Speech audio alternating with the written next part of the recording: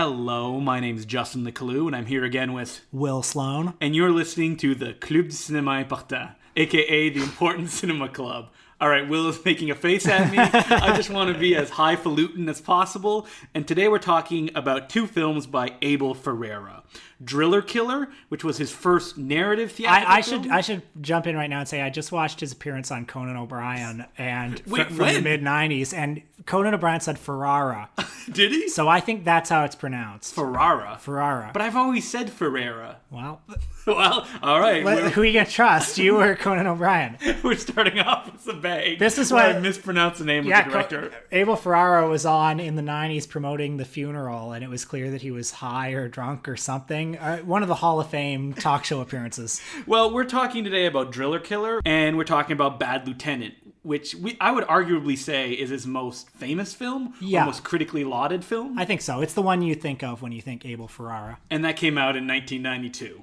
And this brings up the question with your Conan O'Brien bit, which is, how has Abel survived this long making movies? I mean, if he were here now, I'd ask him. I think it's probably passion for the cinema. That's what keeps him alive, that he keeps going? I don't know. I remember before... I'm not his friggin' doctor.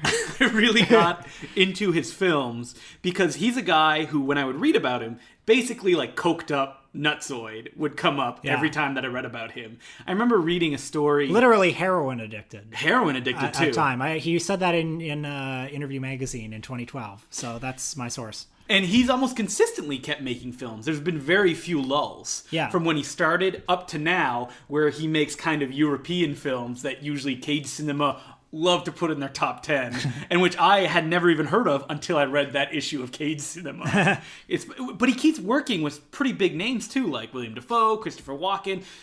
He keeps getting these people to come back and work with him, so he can't be that crazy when he makes movies. I mean, that's an eternal mystery. There's a documentary about him called Abel Ferrara Not Guilty, which follows him around for like 5 or 6 days in New York, and I mean, he seems like a shambling mess of a man. Hey, can I tell you about the time when I met Abel Ferrara? What, go ahead. Well, I didn't actually meet him. It was I was at the New York Film Festival premiere of 444 Last Day on Earth, and he was buzzing around the lobby like an excited man with a film at a film festival, and I was kind of like shadowing him, like looking I at don't know him. if I want to approach him. Well, no, I knew that I didn't want to approach him because what am I going to say to him? I just wanted to like eavesdrop on him and look at him, and then he turned around and he walked into me and he said, "Oh, sorry." And that was when I met Abel Ferrara. And you're like, and I never washed myself. That's right. I want some of that magic to wash off. And then months later, I saw him on the street in Little Italy. And I was very excited. And you still did not approach him? Well, no, because I didn't have anything to say. What if there was like a long me and Orson Welles-like adventure? Well, I think the fact, for years I was fascinated that he just existed. And I always wondered, like, how does he exist? What's he doing now? What's a typical day in the life of Abel Ferrara? And I feel like just having seen him on those two occasions, like, confirmed to me that he's a real person who exists, and that's all I need to know. But it almost sounds like he's as crazy as you would expect him to be from watching him in his interviews and the stories I've heard. Because like I was saying, one of the first times I heard about him was on some action cinema forum. They were talking about King of New York, and someone brought up the fact that supposedly the cinematographer of King of New York shot most of the movie because Abel was so out of it that he couldn't be there on set to direct the actors. Oh, really? Well, I don't know. It looks like an Abel Ferrara movie. It does, and it feels like a film of his, because he definitely fits within that category of auteur theory, that all his films have his distinct stamp on them. Yeah, although it's an evolving stamp over time. Oh, do you think? Let's start with Driller Killer, which is not technically his first film. Oh no, because his first film was The 9 Lives of a Wet Pussy. That's right. I can't believe I remember that by heart. Which was a porn film that he made in the mid '70s. In which stars, among other people, one a fresh-faced Abel Ferrara. Didn't you? I thought he just came in for the porno inserts, but he did everything. There's a scene in the movie, he said in interviews that the cast and crew's girlfriends were in the movie, and like they'd hired, some young studs to like be the leading men, and then one of them couldn't get it up. And so they drew straws for one particular scene, and he jumped in. And as he said in the interview, it's bad enough you have to hire a guy to fuck your girlfriend, but then he can't even get it up. I have to admit that before I recorded this podcast, I talked to my girlfriend Emily, and I was like, I can't wait to hear Will's impersonation of Abel. I know, I'm like Rich Little. And so Driller Killer was a film he made after that. And Driller Killer surprisingly got quite a bit of infamy, most notably because it was put on the Video Nasties list in England. Yes, almost entirely, I think, because of the video box, which was a graphic picture of a guy with a drill in his head. I hadn't revisited this movie in a long time, and what I remembered of it was that it was a boring slog that wasn't worth sitting through. Well, I agree that it's a bit of a boring slog. Mm-hmm. But watching it again, and I actually watched it after Bad Lieutenant, was that I was actually kind of entranced by it. Mm-hmm. And the story is really not anything it's to shake a stick at. It's Abel Ferrera. Am I saying his name wrong still? Yeah, Ferrerra. Ferrara. Tomato. It's about Abel Ferrara, who stars in the film as a frustrated painter who basically just whiles away his days feeling the encroachment of this awful late 70s New York and all the crime and stuff like that, which drives him crazy, I guess, and he starts killing people with a drill. There's a great scene early in the movie that's just kind of documentary footage of the sad vagrants of the neighborhood. And you actually see one, like, vomit on the ground. Yeah, with just, like, stringy mucus. And it's nasty. And Abel in the movie is, I believe, hilarious. Every time he opens his mouth. Did you know that during the time that he was making that movie, he also made a short film that sadly doesn't exist anymore, where he played Keith Richards? Wait, what? I know it was. I can't remember what it was called, but like the same crew who made Driller Killer made this short film about Keith Richards, supposedly in solidarity with Keith Richards over a drug bust, and like. God, I would love to see Abel Ferrera as Keith Richards. I mean, they look sort of similar at this time. And it's not that much of a stretch, right? Because Abel is pretty... I'm sure Abel's done the research to be able to play that role.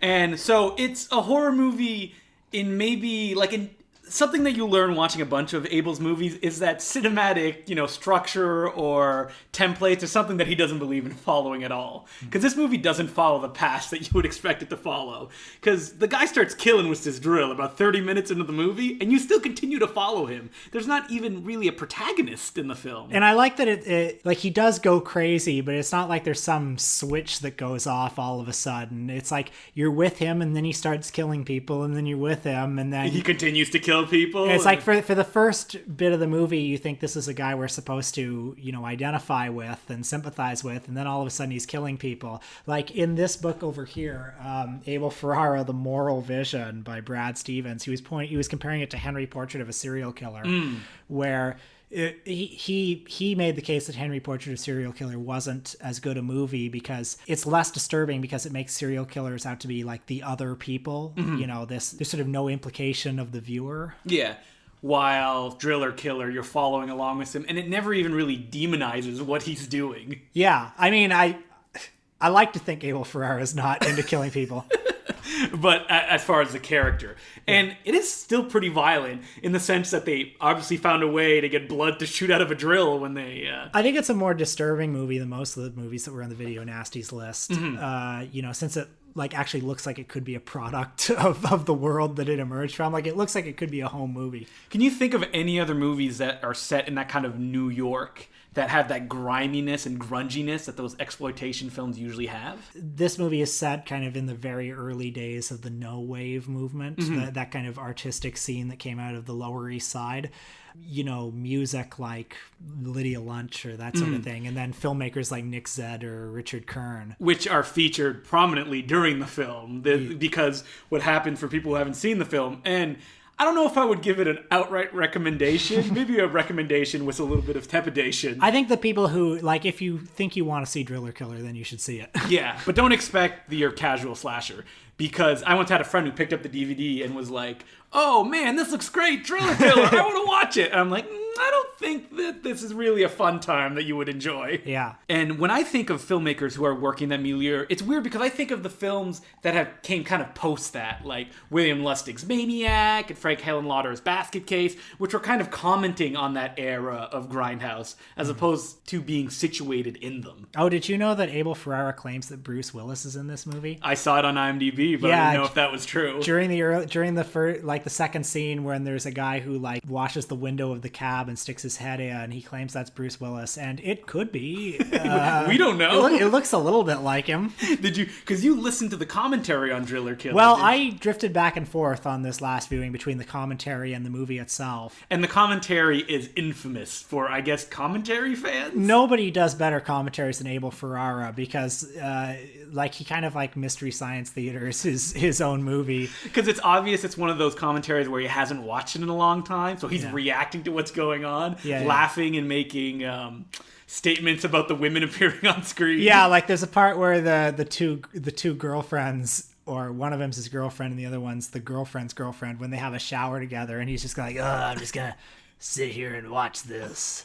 So it's kind of funny that after this movie, it would give him enough push to make a bunch of movies, each of them kind of growing in scale as he went along, because following this, which is the great and fantastic Miss 45. Yeah. And after that was, I believe, Fear City, which was a kind of modestly budgeted Hollywood picture, wasn't it? Looks more like a work-for-hire job, yeah. Which is about a kung fu killer that's murdering people in New York, and only Tom Berenger and Billy D. Williams can save the day. It's been years since I've seen it. I don't know. That might be true.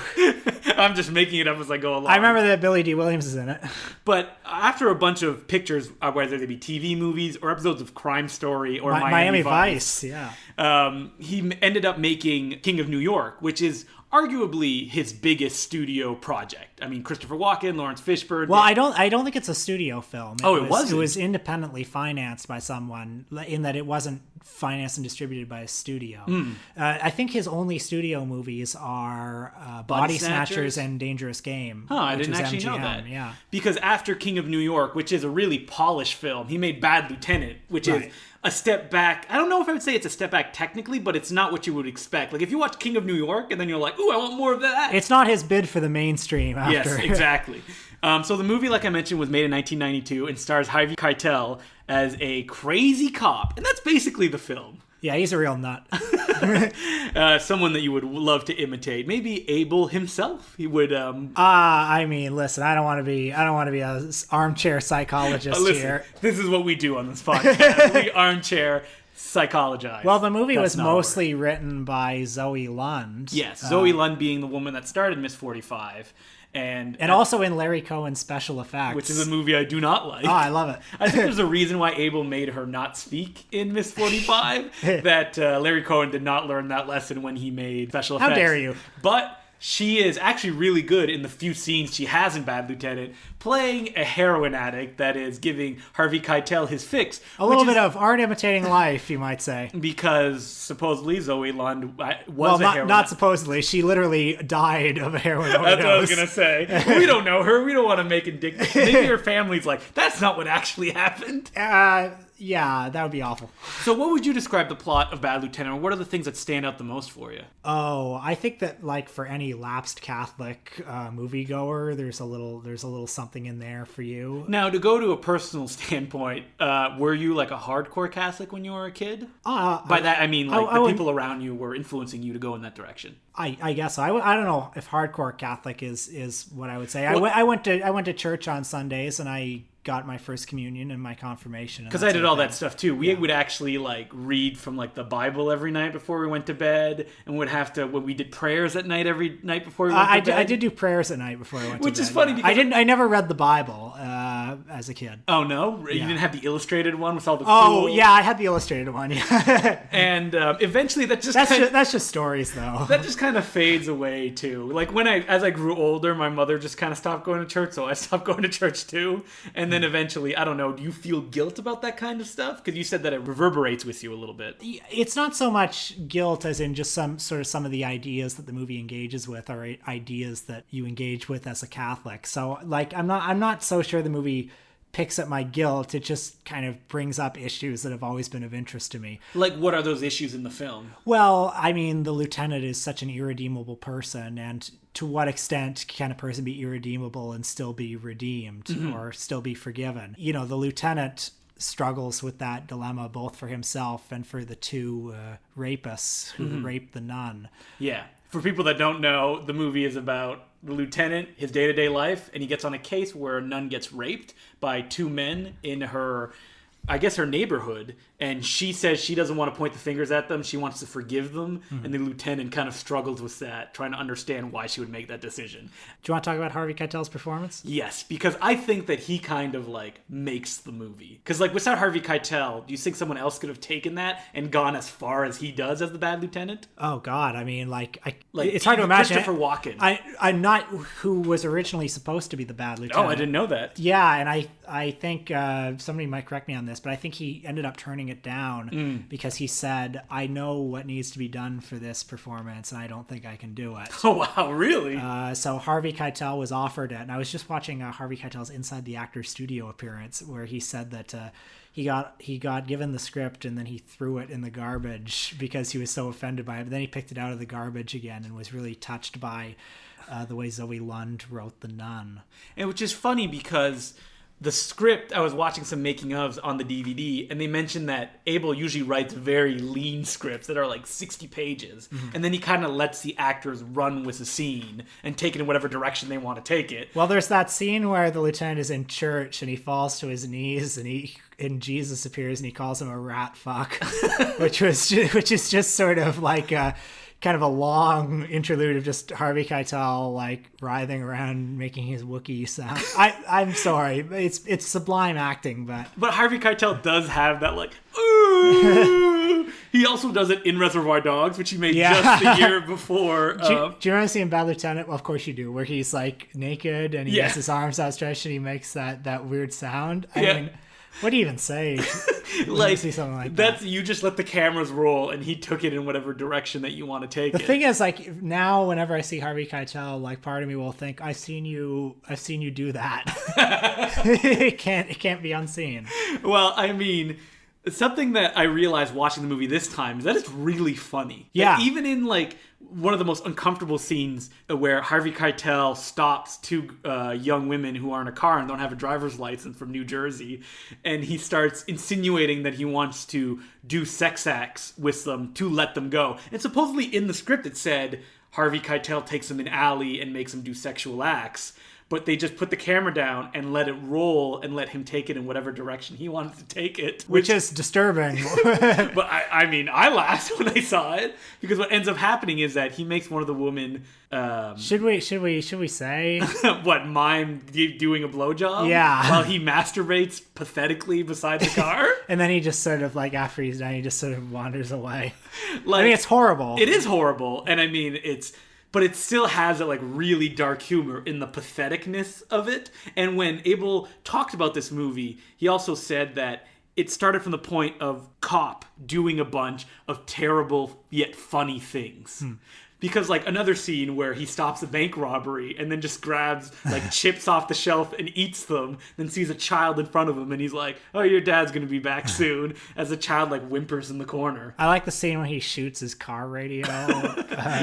This brings up a fact of like, what do you associate with a film directed by Abel? Now, you've mentioned that before, that you kind of got a little bit obsessed or interested in his career before, and you watch a lot of his movies. Yeah, well, this was like maybe 5 or 6 years ago, so my memory on some of these movies is going to be a little hazy. I was fascinated, first of all, by Abel Ferrera as just like somebody who has been making movies for 40 years, despite being apparently a bit of a fuck up and despite having no commercial success. King of New York was supposedly a commercial success. Oh, was it? Okay, well, very little commercial success. Yes. And, you know, just the trajectory of his career where he started in porn and then did exploitation films, and now he's this Cahiers du Cinema certified auteur. And, but there's kind of an interesting, I don't know if you want to call it spiritual evolution in his movies. They start from a very Catholic place. Driller Killer begins with his character visiting a church. But there's also a lot of anger in the early ones. Like, you know, very few movies are more violent than King of New York, especially in that shootout towards the end. But there's a place where maybe there's a turning point in his movies. I think it is with Bad Lieutenant, because it's a movie about...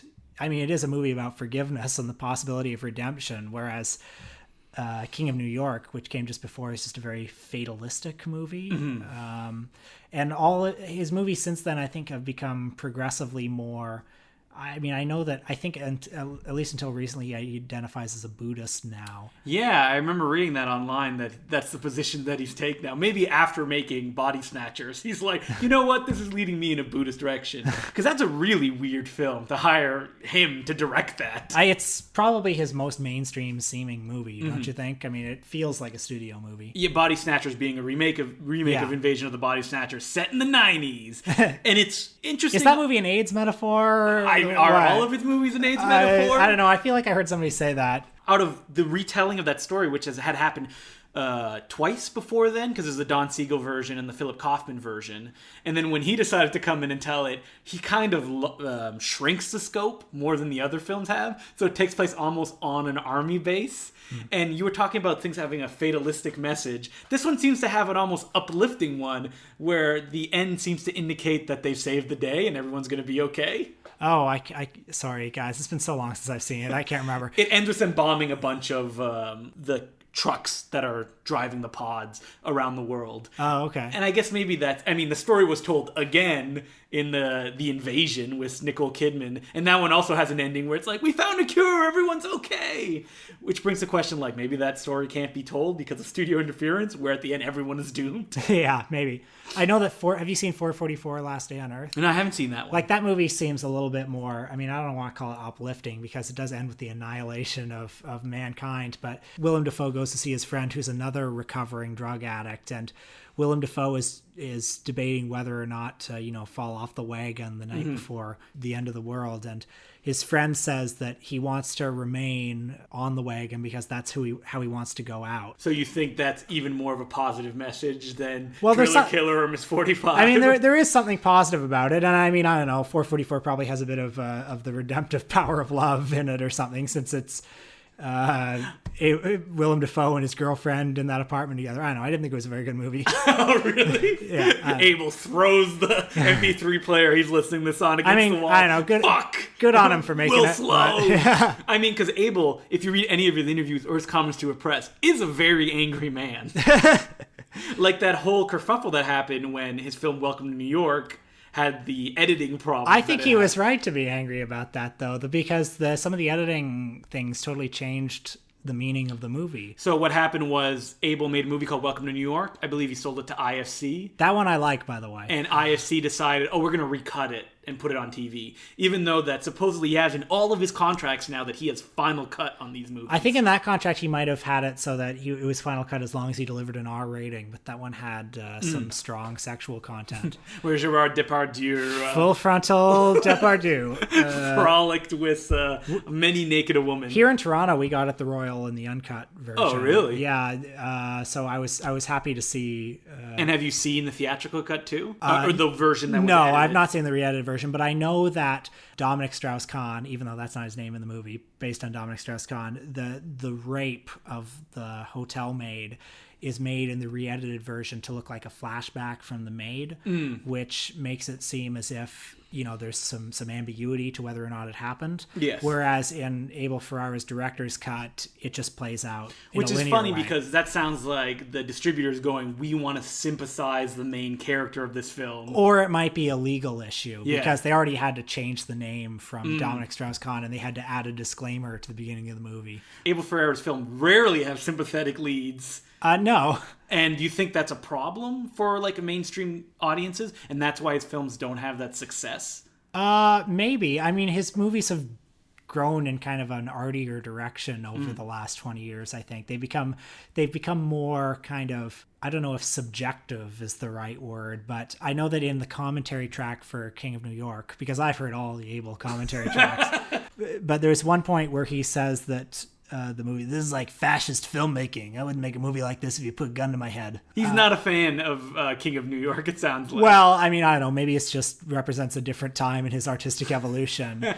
But a movie like Go-Go Tales, I think, has more of an kind of ethereal quality to it. Like, Go-Go Tales doesn't really tell you what to think at any given moment. Well, that's what another movie I watched, Xmas, has that kind of feeling, which is kind of like a gangster tale, but there's not really to a fault, I would say. not much of a plot going on, and what plot does happen is kind of ditched, like, with a shrug until it, weakens to an ending. What's the final, like, caption at the end of that movie? Like, doesn't it say something like, and then Giuliani was elected? Yes. And, like, what conclusion am I supposed to draw? That this drug trade never happened anymore because Giuliani was in, or I don't know. Well, I mean, Abel's movies are so defined by New York. Like, almost all his films take place in New York, and there's that, like, lived-in quality that doesn't really exist in New York anymore. I mean, you live there. Did you feel, when you would walk around the streets of New York, did you have, it's like I'm in an Abel Ferrera movie? I mean, the thought crossed my mind. Well, just because I was watching a lot of Abel Ferrera movies at the time. So, like, sometimes I would, like, go to filming locations of movies, and it would just be totally different. Like, where the porn theater from Taxi Driver is now, a Broadway family children's theater. And did you like think back and be like, I wish it used to be like this. I wish 42nd Street still existed. People were shooting up in the aisles and stuff like that. Well, there are still a couple of places over on 8th Avenue, like Show World, the porn shop, that are still holding on. Really? Because did you? This is off topic, but did you know that in Times Square everything has to be at least 51% non-porn material at any store? I did not know so that. If you go to the few remaining porn stores around there, like, and you go to the basement, it's like full of like old magazines and crossword puzzles and stuff just to meet the quota. That's a crazy rule. Yeah, that was something that came in on Giuliani's watch. Oh, damn, Giuliani cleaning up the streets and stuff like that. I know. God forbid you should like.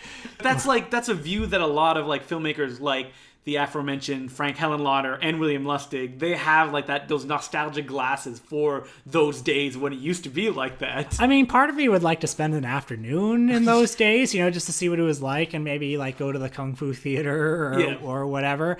And I mean, I don't have a lot of love for what Times Square is now, which is kind of this over-commercialized, ugly, awful thing. But it just used to be a different kind of ugly, and that's the thing, right? I also don't like that, like, you can't actually afford to live in New York anymore unless you're rich. That's the other downside of it. I was going to say, because I don't think that Abel probably looks nostalgically back on those days. He lives in Rome now. Yeah, exactly. Yeah. Because his films were also filled with, like, violence and depravity. There's no, like, warm feelings toward those times. Yeah. It's kind of like him saying, I live in a nightmare, and I hate living here.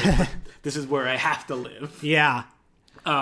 So what would you recommend for someone who wants to get into like his filmmaking world? What would be the first film that you would say, oh, watch this one because it'll help you out? Well, part of me wants to say Bad Lieutenant, since it's the first one I ever saw, and since it's the one that everyone thinks of when they think of Abel Ferrera.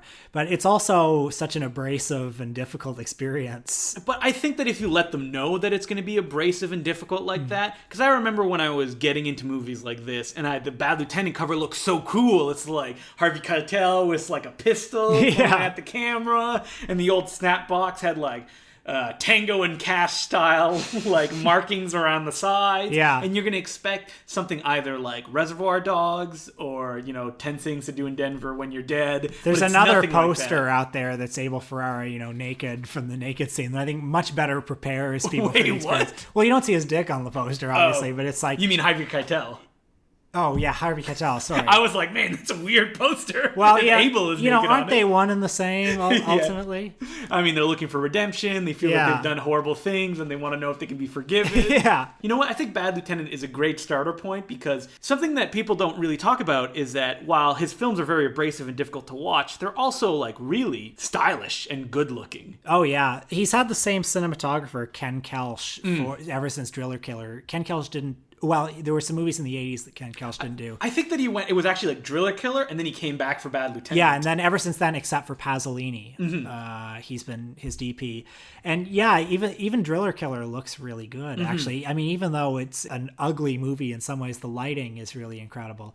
And they supposedly shot all guerrilla style, like they threw the camera on their shoulder, and at one point Harvey Keitel like walked through a club, and they just followed him walking through the push of people, and that adds a kind of immediacy to the film that it seems that he was kind of struggling against King of New York, which doesn't have that kind of immediacy because it is glothy and, you know, slick, while Bad Lieutenant is the polar opposite of that kind of stuff. There's a lot of varying, too, I think, in the visual style of Abel Ferrara's movies. If you see Welcome to New York, it's kind of this flat, affectless digital photography, which is beautiful at times. But, you know, a cinematography that kind of mirrors the inner state of the main character, I think. And this brings up the question is, how much do you think Abel brings to his movies overall? Like, do you think he directs on set? I'm asking these questions. I think so. I mean, I think he has I know that he has a pretty close-knit group of collaborators over the years, and they probably have a certain shorthand that they're able to use, and they probably have shared artistic priorities. It's tough to wrap my head around when I hear a story of, like, a writer, Drew McWeeny, once wrote that he went to a screening with Abel of a movie. I think it was one of Abel's movies, too. And then Abel started yelling at the screen as it was playing. And the woman in front of him started getting angry. And then Abel started yelling at her. And it ended up being Madonna. And That's funny. They famously didn't get along when they made a film called Dangerous Game, I believe, which is about filmmaking itself. Yeah. So. But if the guy keeps being able to crank out movies, like, all the power to him. If he keeps making them, I'll keep seeing them. Did you see Pasolini? No, I didn't see Pasolini. That being the one with William Dafoe playing the director, right? Yes. And but I thought you mentioned that you didn't like it that much. I didn't like it that much, although, I mean, it's probably a little bit better in reflection. It's on the last day of Pasolini's life, and it sort of cuts back and forth between stuff he was doing on the last day and Abel Ferrera trying to film Pasolini's last screenplay, which, I don't know, those two strands didn't really gel for me, and I didn't think the scenes from Pasolini's screenplay were very compellingly... photographed? Yeah, or just compellingly conceived and brought to life. Yeah. Didn't really look like a Pasolini movie either, which I guess must have been a conscious choice, but a baffling conscious choice to me.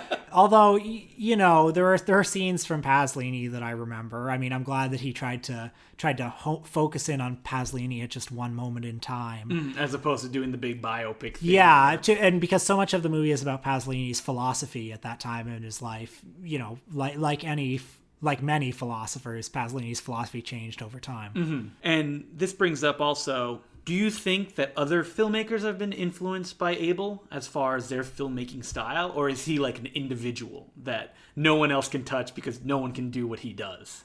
I wonder if... Like the gangster film cycle that kind of happened in the 90s, maybe like Boys in the Hood and Menace to Society. Maybe. I mean, I heard Tarantino praise King of New York in an interview like in the early part of his career. But Abel Ferrera, even though he is an auteur, like he's done so many different styles and so many different genres over the years, it's kind of hard to get a handle on him. Well, I mean, usually what I associate with him is New York, grimy, and some kind of criminal element. Sure, but I mean, like a movie like King of New York and a movie like Go-Go Tales and Pasolini and The Addiction. Or New Rose Hotel. Like a William Gibson cyberpunk thing. Starring Asia Argento. Yeah, who he dated at one point. Wow. Yeah. A little gossip for you there. Crazy Abel. Yeah. I mean, we didn't actually even talk about The Addiction, which is a weird film in his filmography. I don't know if I can weigh in intelligently on that one. But what you saw it recently, what did you think? I really liked it because it's almost in a stylish in a way that none of his movies really are, in that it's very controlled. It's shot black and white in very rich whites and blacks, and it's about a woman who's bitten by a vampire and then turns into a vampire herself. And it's obviously, like, the illusions aren't even subtle. Like, I mean, right when she gets bitten, she goes to a doctor, and he's like, no, it's not AIDS. It couldn't happen this fast. And at one point, Christopher Walken shows up as another vampire and compares it to being a heroin addict. And it's actually a good companion piece of something like Miss 45, both of them being about female characters who go down a certain path and are kind of destroyed by those obsessions that they have. Because in Miss 45, it's like a Death Wish riff that is completely self-destructive by the end. Because it's a film that's also very difficult, because you go in being like, oh, it'll be like a female Death Wish, and it's not really that at all. But it's very entertaining. It is very entertaining. And he almost has a style in Miss 45 that he does have in The Addiction, which is a more controlled, kind of like dolly-based moves. Everything is very hermetically sealed, while that doesn't exist in something like Bad Lieutenant or even Driller Killer. It's certainly the best of those rape revenge movies, because it's the one one that feels the most honest. Like there's a scene early on after Zoe Lund is raped for the first time, and she goes back to her apartment, and there's a close-up of her torso just as she's taking off her shirt, and then just as she's about to take it off, a male hand like grabs her with like this big shock of music, and the effect is just so shocking and awful that for the rest of the movie you're kind of on edge. Yeah, like, and you don't want to see anything like that ever It sort of again. Announces that this isn't going to be a titillating movie. And I mean, that's a problem with a lot of those rape revenge films, is that they're positioning themselves as titillation. Yeah. And, you know, for a lot of people who do want to, who haven't seen Miss 45 and like, I don't want to see it because it has that subject matter, you don't have to worry about it being like, it's exploitative, but not in the necessary sense you think it is. Not in the way that I Spit on Your Grave is exploitative. Even though she does get raped 2 times in a row, once by Abel himself. Yeah. A Hitchcock-like cameo. Oh, God. In conclusion, do you think the lieutenant deserves to be forgiven? Like the bad lieutenant in his movie, at the end of the movie. Does he deserve to be forgiven by like a higher power? Yeah. Well, seeing how I don't believe in higher powers, no, because I don't think that can happen. But so you're kind of an eye for an eye, tooth for a tooth. No, that's not what I mean. I believe in forgiveness. But the way that the movie goes about that, I believe in street justice. Do you believe the ending of The Bad Lieutenant? And I mean, for people who haven't seen the movie, we'll spoil it right now, which is that he gets $30,000 and he gives it to the rapist of the nun. And he basically goes like, start another life. Yeah. How do you feel about that ending? Ambivalent somewhat. I mean, it's powerful in the context of the movie. It's powerful in the context of this like fuck up trying to navigate the waters of redemption. And but is he trying to save himself, or is it an like altruistic act? I don't know. I'm sorry. I can't make that decision. You have to make that decision. You're a microphone's in front of you, and you have to lay down the law forever of what you think of the ending of Bad Lieutenant. It's a great question, and it's I'd like to leave it as a question. And one that I would pose to the viewer. Yeah, let's turn it on them.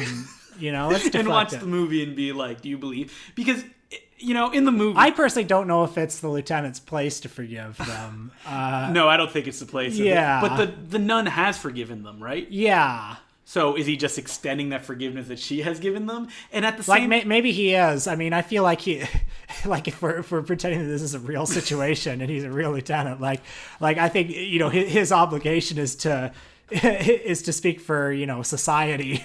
Because he is the higher power in this context. Well, yeah, I don't know. So what you're trying to say is that you believe that the police whatever you're going to say, yes. The authority over everything. Yeah. I believe in martial law. I mean, the other problem... Isn't that the message of Bad Lieutenant is martial law? Because, you know, the thing is that, like, to open the can of worms that's Bad Lieutenant, you also have to deal with Christianity as a concept. Yeah. Where forgiveness in that sense is something that, I don't know, like, I believe that everyone should be forgiven if they go out and they want that. But the people who committed the act in Bad Lieutenant, like, do not seek forgiveness. Yeah, themselves. like that. I think that is central to the idea of forgiveness in Christianity, is that the person has to seek it. And if you don't seek it, you will burn in the fires of hell forever. I mean, I think opinions of that vary from sect to sect. Yeah, because you're listening to The Religion Pod with Will Sloan and Justin Decloux. So Abel Ferrera, our final thoughts on that? Good filmmaker. I like him. I mean, I'm glad he's out there. Watching Bad Lieutenant and how bad the lieutenant is, I just kept thinking, like, how does he, like, function in a way that he could, like, when did he reach this point that he was, like, this terrible a cop? And how did he continue going on that path? Well, he's middle-aged. I mean, it happened probably over the years. I don't think it happened overnight.